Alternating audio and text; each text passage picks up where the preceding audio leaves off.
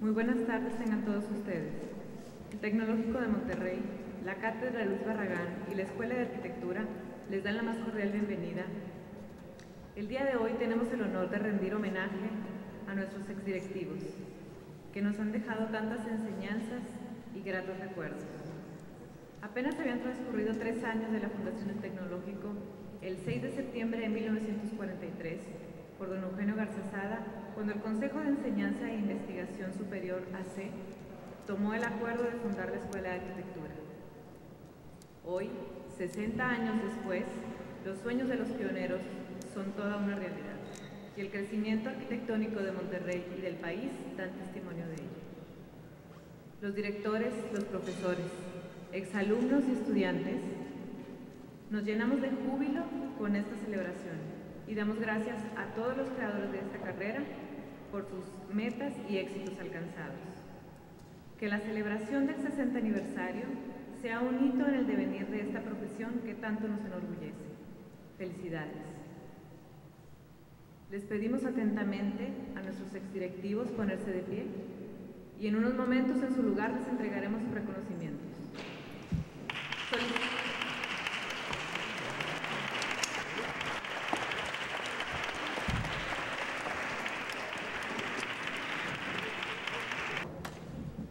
Ricardo Guajardo Tuché, representado por su hija Elsa Guajardo.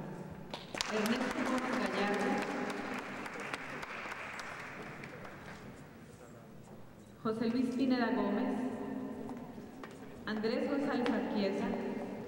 José Luis Ortiz Durán. Leonardo Quintanilla. Antonio Álvarez Almaguer. José Benjamín Ortiz. Antonio Méndez. Hermas Haas Carrión, Silverio Sierra Velasco, Ana María de la Cruz Maldonado, Antonio Garza Sastre y Anet Arámbula Mercado. Demos un caluroso aplauso ahora en el 60 aniversario a aquellos que nos han dado resultados influyentes de este gran desafío. Enhorabuena.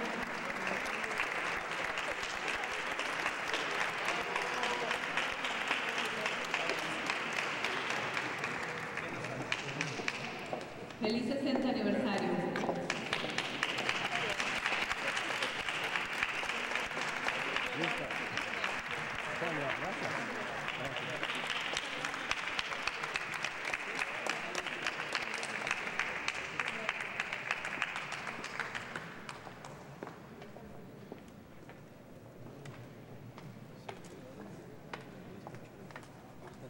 Muchas gracias. Pueden tomar tiempo. A continuación vamos a presentar el video conmemorativo del 60 aniversario de nuestra carrera de arquitectura. Para continuar.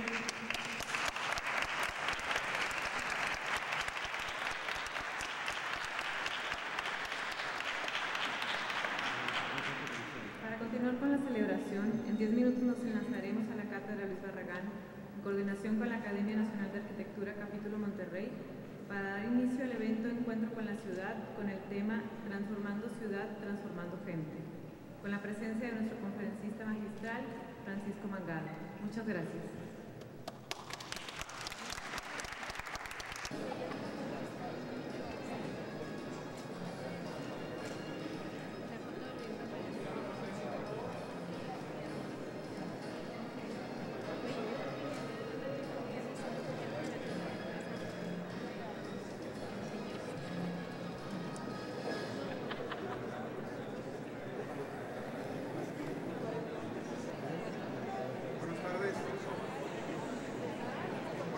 ¿Qué tal? Sean todos bienvenidos a este segundo evento de la Cátedra de Luis Barragán, que en esta ocasión volvemos a tener colaboración con la Academia Nacional de Arquitectura, Capítulo Monterrey. También damos la bienvenida a todos los que nos ven a través de la Universidad Virtual en los diferentes campus del Tecnológico de Monterrey. Sean todos bienvenidos. Antes de dar inicio al encuentro con la ciudad, quisiéramos premiar a los ganadores del concurso Rincones del TEC. Recuerden que como parte de la Cátedra Luis Barragán, fomentar el dibujo, ¿verdad?, entre todos los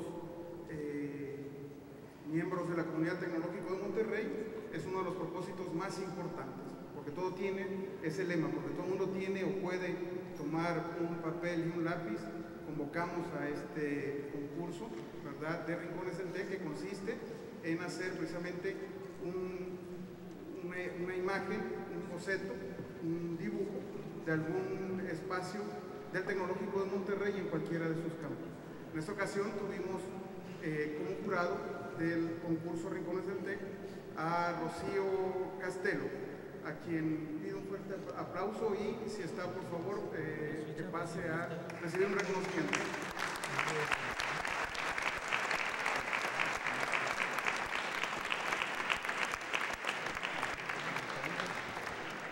Estaba por aquí, de todos modos, le agradecemos que haya participado como jurado, ¿verdad? Vamos a nombrar a los finalistas de este concurso que recibieron una mención honorífica, y posteriormente a los primeros lugares les daremos reconocimiento a todos ellos. Ustedes podrán ver los dibujos aquí afuera en el vestíbulo de Marco, ¿verdad? Les recuerdo que participaron estudiantes, empleados, toda la comunidad tecnológica de Monterrey en los 33 campus, así que algunos de ellos no estarán, pero los mencionaremos porque estarán en Irapuato, en Querétaro, en Guadalajara, de dónde vienen. Y los que estén, pues les daremos el reconocimiento en persona, y a los que no, se los enviaremos por correo. Entonces, tienen mención honorífica Abdel Reséndiz Rodríguez,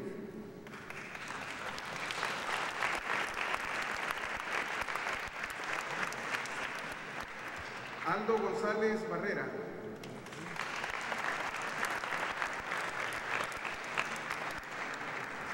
José Alfonso González Santamaría,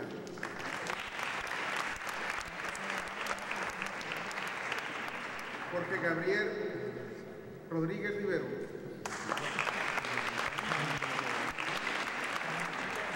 Alejandro Israel Cornejo Arellano,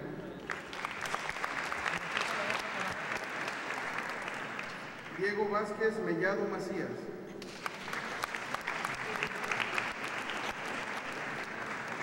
Ana Lucía Villanueva,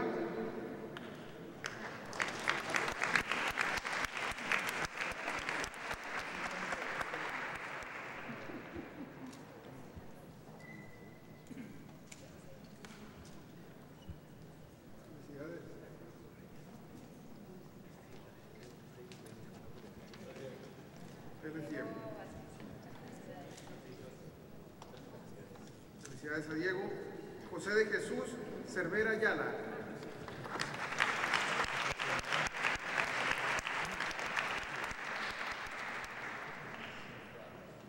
Berenice Reina,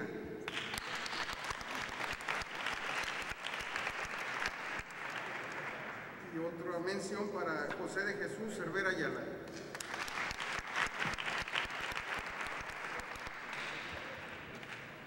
Quinto lugar, Jesús Alberto Villarreal Martín del Campo, con un dibujo titulado Carreta Oxidada.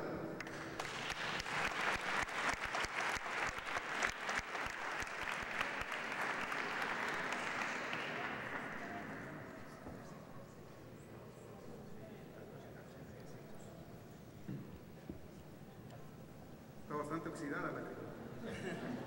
Felicidades.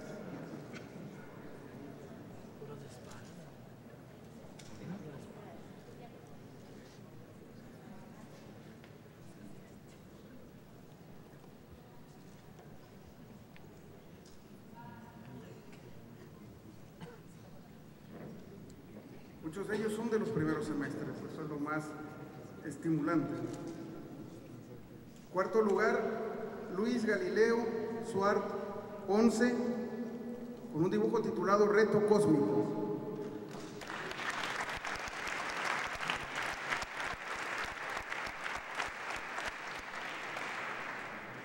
Tercer lugar, Luis Martínez Carrillo, Estudiantes Estudiando.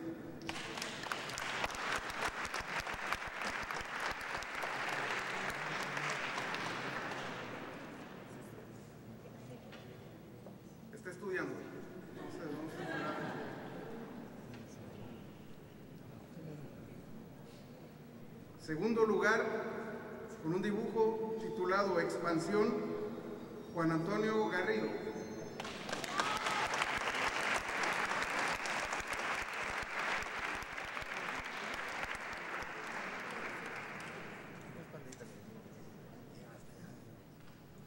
Y primer lugar, con el dibujo El Conocimiento, Jorge Adrián García Leal.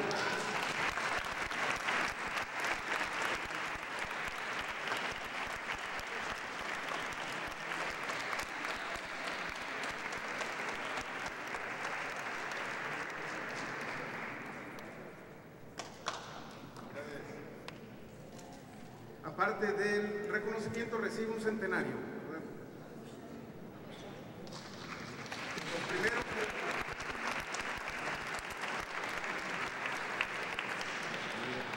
Muchísimas gracias a todos por participar en este concurso que es importante para nosotros, no solo en arquitectura, sino en el Tecnológico de Monterrey, porque fomenta la sensibilidad y nos acerca, ¿verdad?, a través de una de las manifestaciones más sublimes de la humanidad, el dibujo a nuestra alma mater, ¿verdad?, al Tecnológico de Monterrey.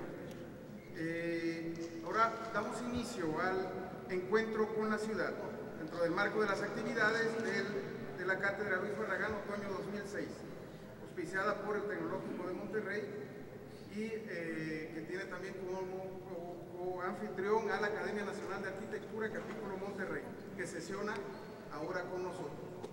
Es un honor para el Sistema Tecnológico de Monterrey contar con su presencia. El tema de la discusión en este encuentro será Transformando Ciudad, Transformando Gente. Agradecemos especialmente al Consejo del Museo de Arte Contemporáneo de Monterrey, Marco, y en especial a la licenciada Beatriz de la Torre por todo su apoyo para la realización de este evento. Nuestro panel de esta noche está conformado por el arquitecto Francisco Mangado, conferencista magistral de la Cátedra Luis Barragán, la arquitecta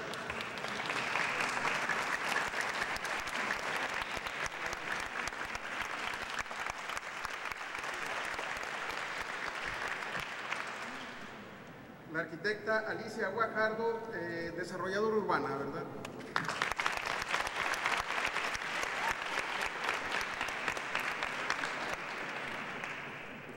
El arquitecto Eduardo Padilla, coordinador nacional de la Cátedra Luis Barragán.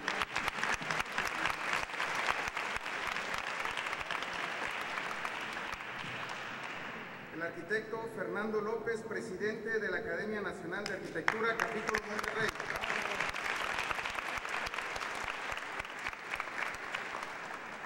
Y como moderador, el arquitecto Roberto Chapa, que es secretario de la Academia Nacional de Arquitectura, Capítulo Monterrey.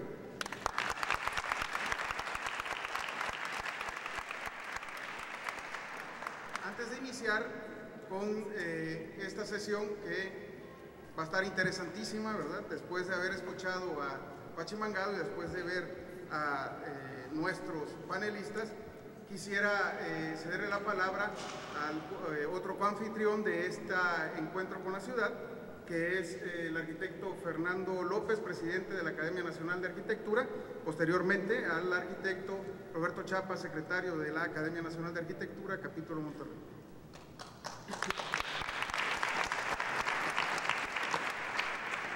Buenas noches. Buenas noches. A nombre del Capítulo Monterrey de la Academia Nacional de Arquitectura, damos nuevamente en esta tercera ocasión que nos reunimos en coordinación de la Cátedra Luis Barragán. Damos la bienvenida a esta sesión académica también.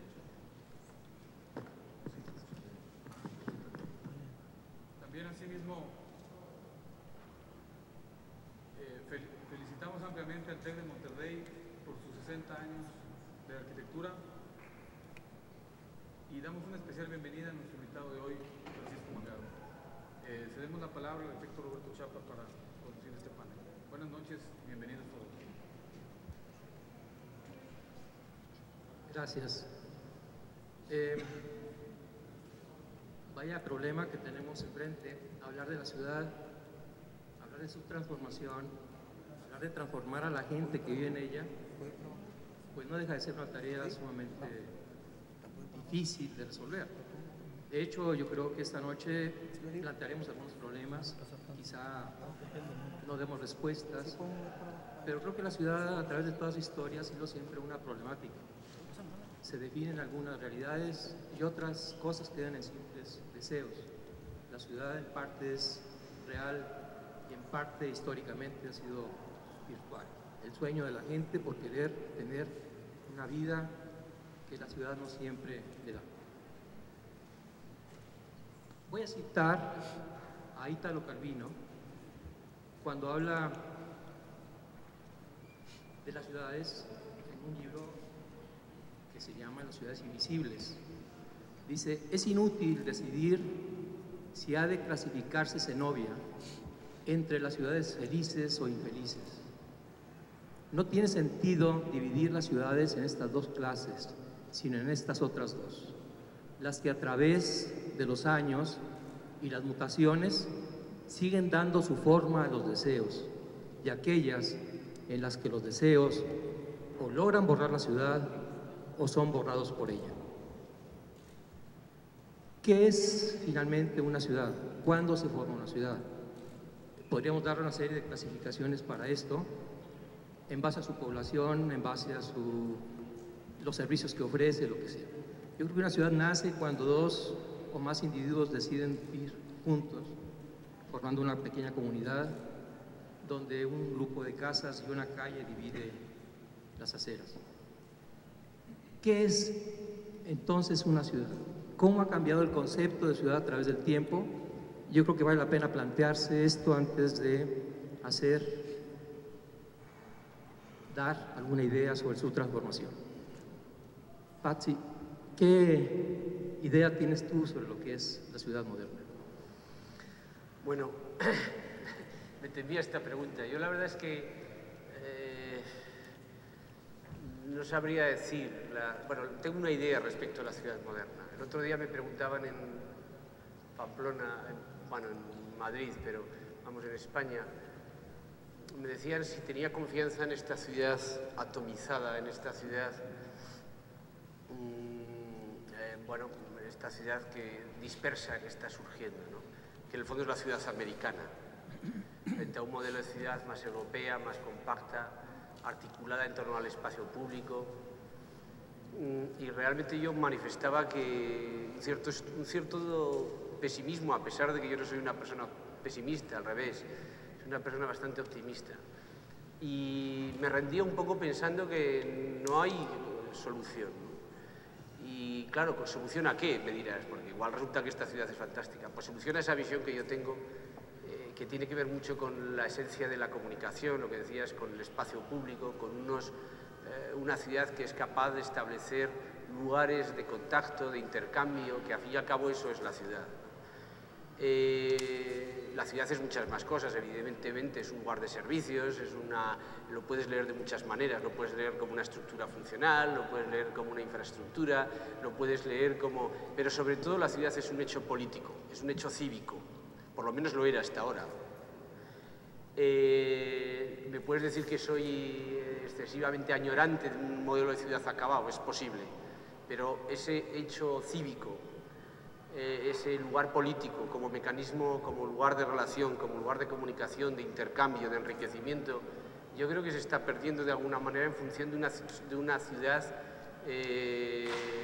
más, más concebida como un sistema infraestructural.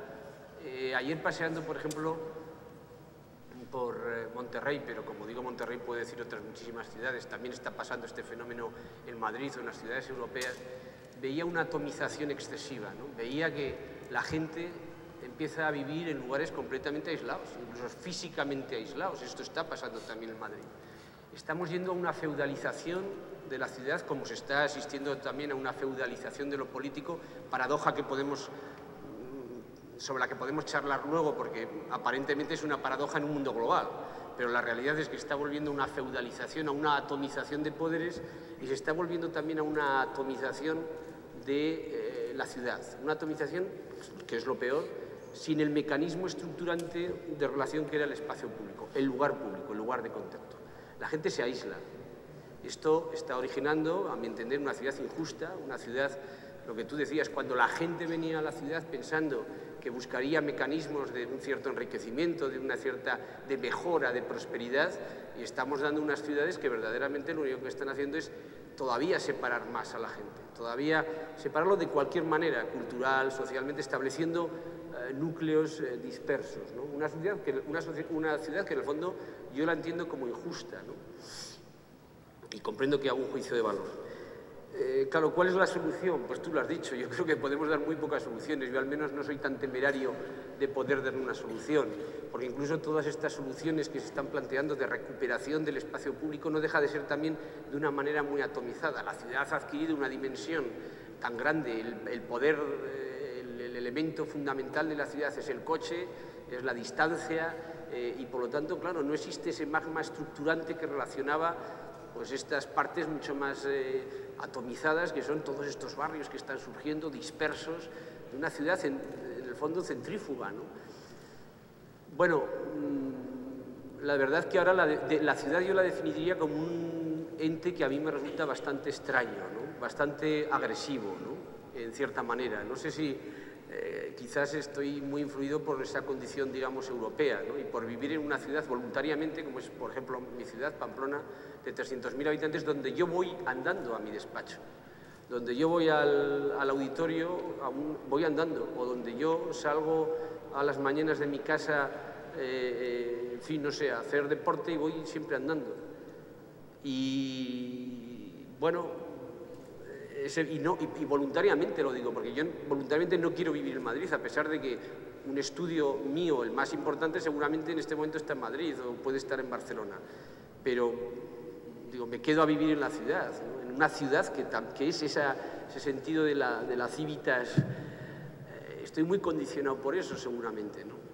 Bueno, no creo que te pueda responder, porque realmente creo que definir la ciudad en nuestros días, vosotros quizás tenéis una visión que es de este mundo más americano, donde aceptáis el mercado como mecanismo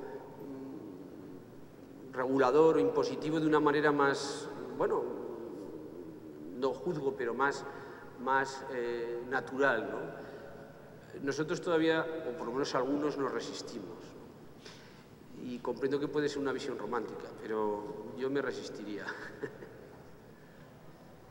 Hace algunos años, en una ocasión como esta, uno de los mejores arquitectos mexicanos, Teodoro González de León, explicaba que para él la ciudad se basa en 4 principios que hacen que esta se pueda explicar en su transformación.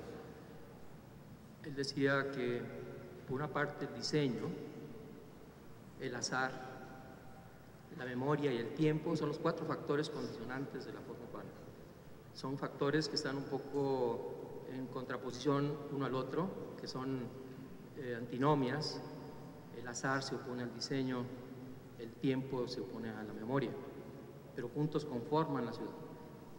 De todas maneras, una de las aclaraciones de estos principios es que en gran medida la ciudad está hecha bajo el precepto del azar. Lo que no es previsible, lo que simplemente se da y que tiende naturalmente a lo caótico. ¿Hasta qué punto, Alicia, consideras tú que estos factores de caos que se dan en todas las ciudades, una tendencia casi natural, casi cosida del ser humano, puedan ser controlados mediante la planificación? Sí, muy buenas noches. Pues mira, primero, la transformación que han tenido las ciudades, de que el 80% de la población a nivel mundial está en los centros urbanos, ha generado de alguna forma una presión para responder correctamente con mecanismos tan rápidos como es la presión misma, ¿no? Y la planificación, bueno, pues es una de esas herramientas que nos permite de alguna manera establecer sistemas integrales o ir generando una visión de ciudad con liderazgo cuando queremos hacer, por ejemplo, una planificación estratégica en un territorio inteligente y deseamos o queremos visualizar, ¿verdad?, el futuro de esa ciudad, pues se nos presentan estas herramientas, ¿verdad? Claro que necesitamos definitivamente una gran participación ciudadana, necesitamos de que pues, digamos, la política de alguna manera o las decisiones políticas apoyen esa planeación, porque de otra manera pues la planeación se queda como un ejercicio de buenas intenciones, pero definitivamente son herramientas que las han utilizado en muchas ciudades.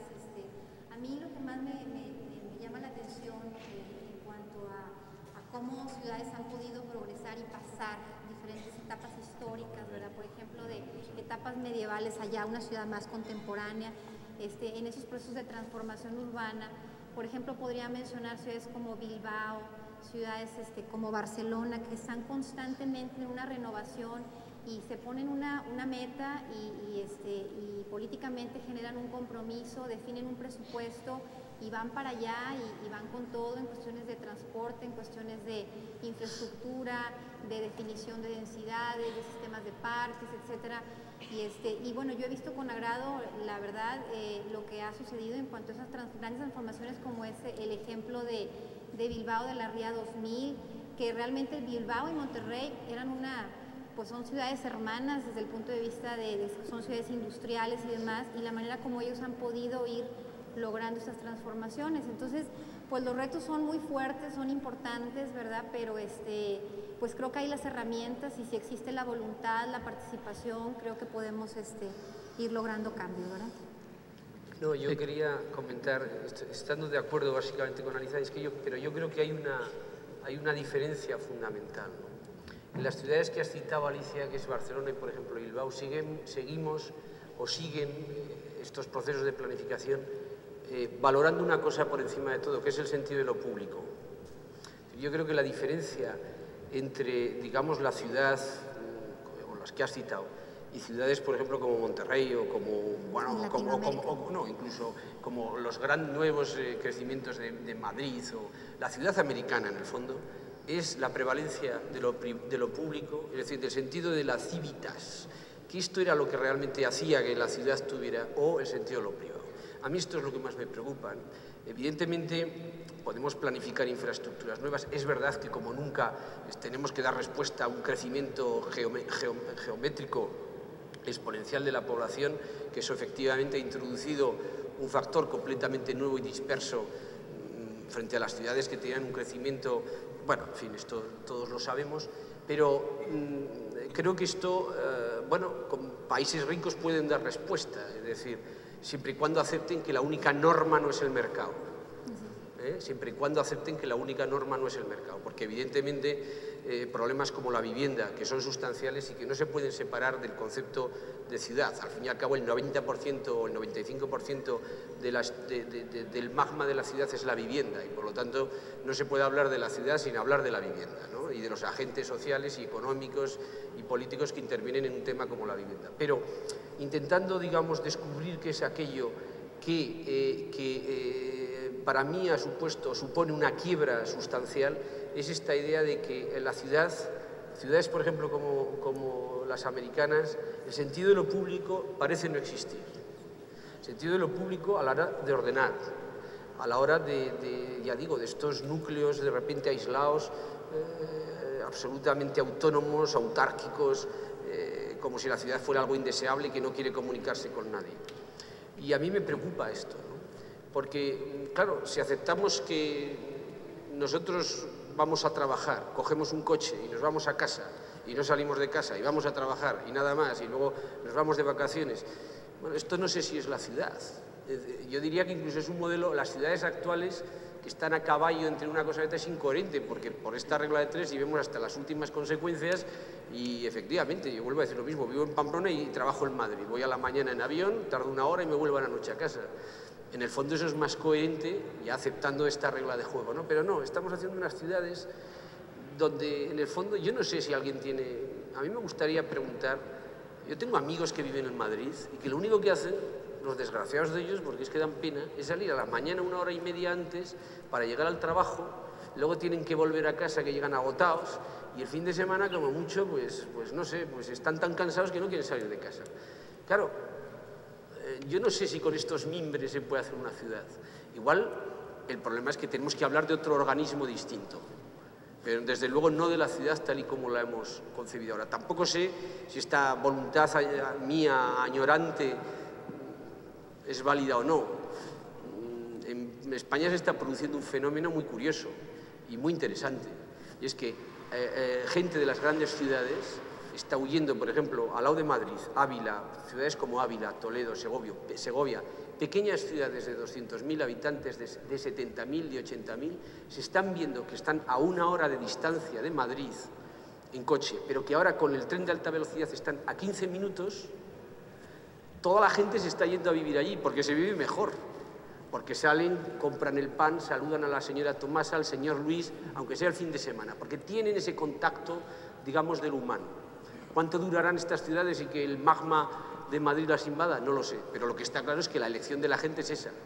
Y que si tienes un país como España, que es pequeño, con un tren de alta velocidad, igual resulta que la solución efectivamente viene por aprovechar de una manera extrema las tecnologías, los avances, etcétera, que nos da nuestra sociedad. Y poder llegar a estas ciudades mucho más pequeñas, que en el fondo te permiten vivir como un ciudadano, huyendo de una ciudad como Madrid. Es decir, es que en el fondo lo que estamos haciendo no es ni una cosa ni otra. Lo que estamos haciendo son ciudades súper extensivas que dependen del coche, pero que tampoco aprovecha todas las ventajas que podría darnos una, ya llevados al extremo, una tecnología avanzada, unas comunicaciones avanzadas, etcétera. En fin, no sé si me explico muy bien con lo que yo quiero decir. No sé si se entiende. Pero esta dimensión de lo público es muy importante.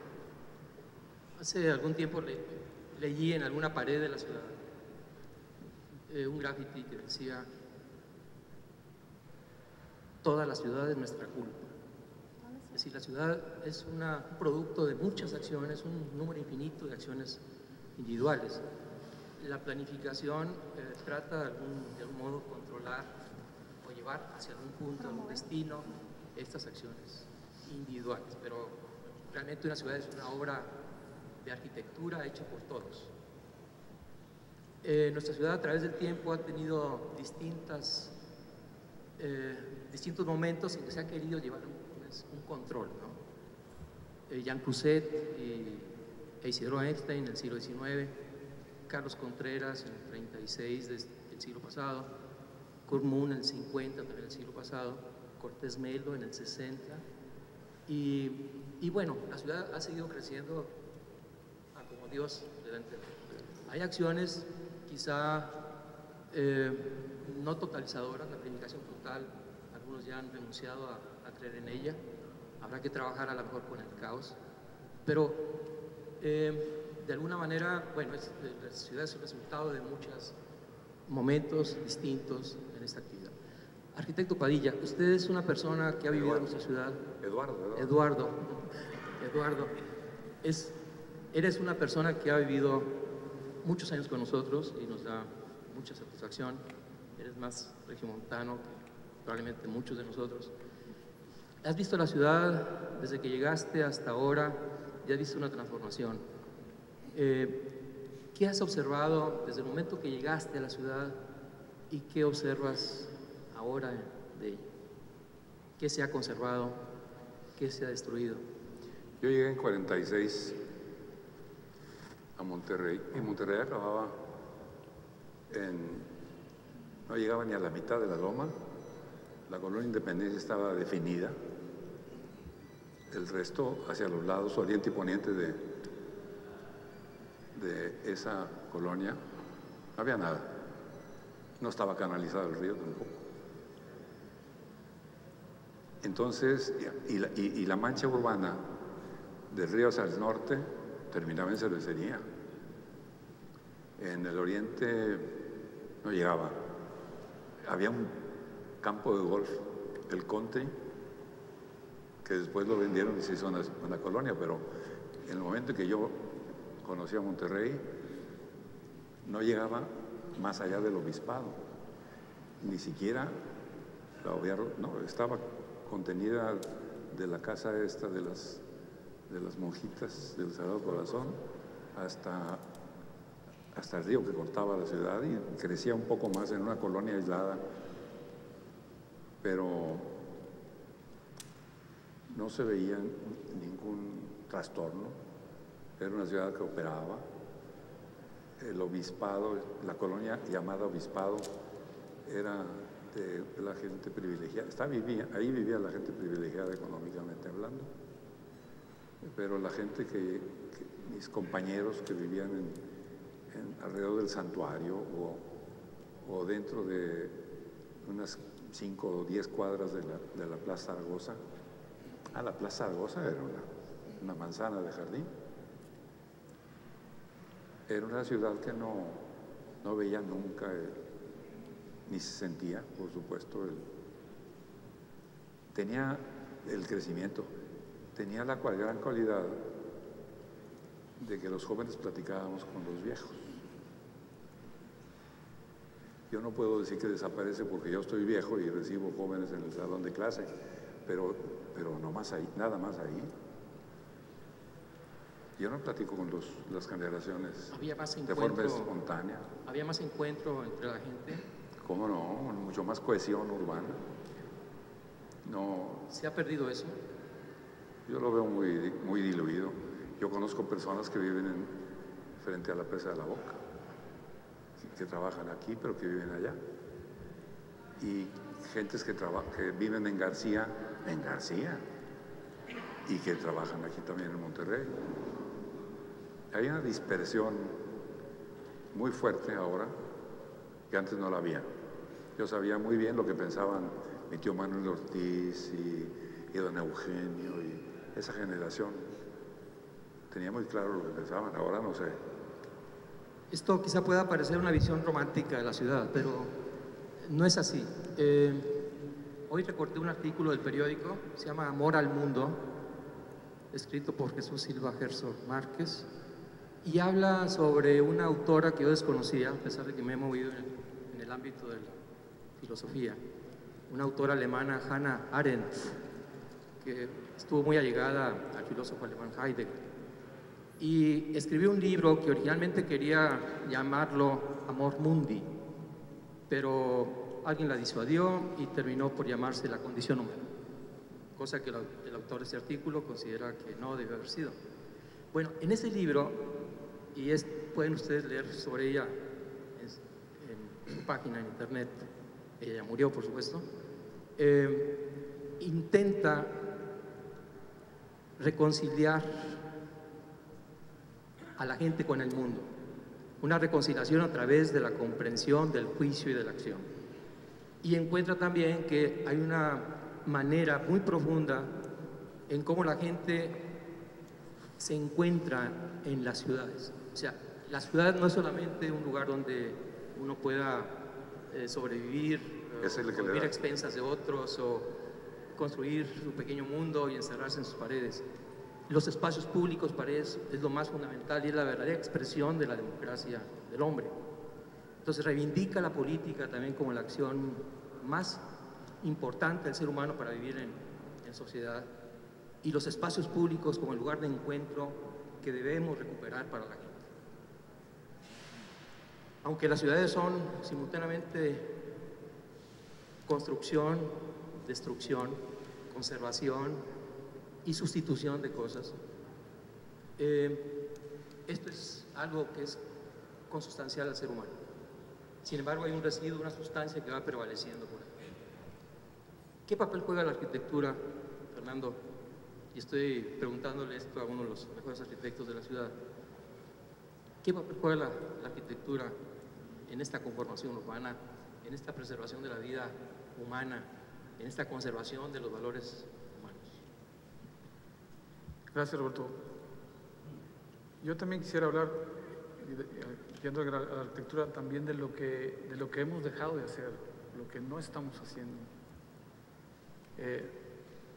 La ciudad se hace sola, va pasando con ¿cómo se mide la calidad de una ciudad? A veces por el tiempo que recorres de tu casa a tu trabajo, a veces si tiene aeropuertos, si tiene campos de fútbol, no sé, sacas fotos de ciudades aéreas y ves qué tan desarrolladas están. Pero la otra calidad, y que tiene mucho que ver con la del espacio público, la del espacio del encuentro, el arquitecto creo que no la está atendiendo. Todas las oportunidades que tenemos creo que las estamos dejando. Los temas de estudio, la formación del arquitecto está concentrada en el edificio, en el proyecto del lote hacia adentro. Poco vemos del lote hacia afuera, poco trabajamos. Hace un tiempo a los que estudiaban urbanismo y planificación los veíamos raros. Debería de haber más, debería ser más común hablar de la ciudad y hablar de la planeación en el arquitecto ordinario, en el arquitecto común. Y también hay un espacio vacío entre el diseño arquitectónico y la planificación que aterriza un poquito más, que aborda proyectos específicos. Creo que eso también nos ha faltado a los arquitectos en la formación, a los arquitectos en la práctica y a las instituciones que tenemos.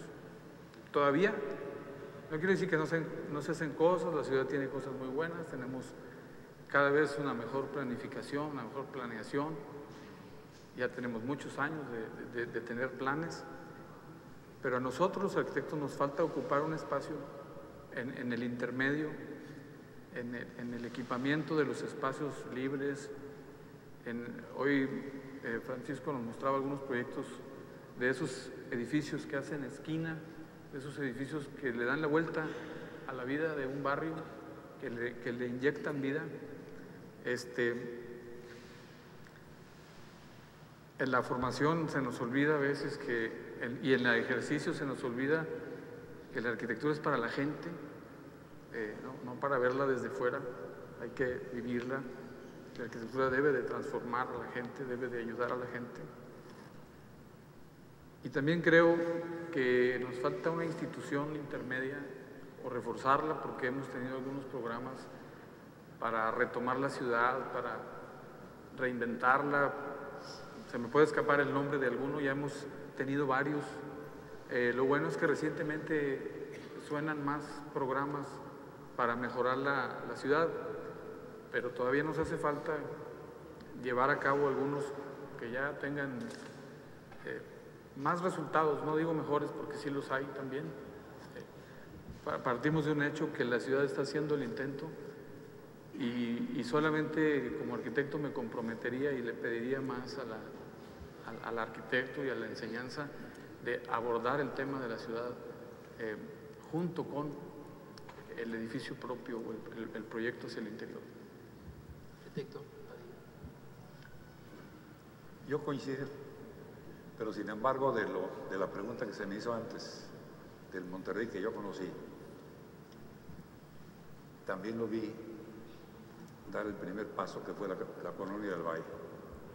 De hecho, pues cuando yo quería casarme, la invité a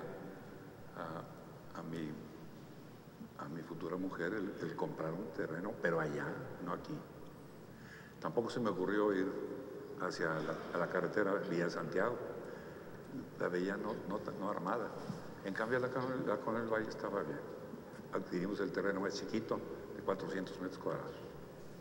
Yo a donde iba es que dentro del desarrollo que tocó verme en la Colonia del Valle y en las demás, vi muchos absurdos. Pero en la medida que ha pasado el tiempo, de una colonia cursi, que era la colonia Obispado, empezó a brincar gente cursi a la Colonia del Valle también. Pero ahora resulta que se da un paso contundente de edificios de la habitación y de oficinas verticales. Todos los edificios, en la mayor parte de los edificios que se están construyendo, veo la mano de arquitectos. Ya no veo el edificito medieval. Es totalmente absurdo, teniendo refrigeradores, estufas, radios de bolsillo. Pensar todavía en eso.